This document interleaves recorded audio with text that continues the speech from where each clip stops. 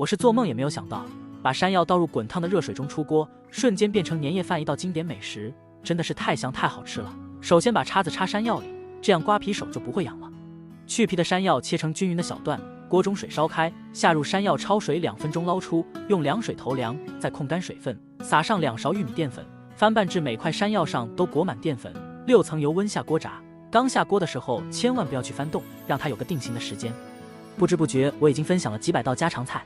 您一直没给过我小红心这个菜，您就帮我点一个吧，辛苦您了。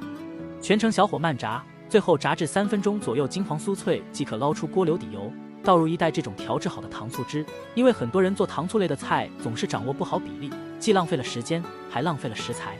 把汁熬至浓稠，下入炸好的山药，快速翻炒均匀，最后再撒上白芝麻即可出锅。这样做的蜜汁山药酸酸甜甜，真的是太好吃了。喜欢点赞收藏，年夜饭你也动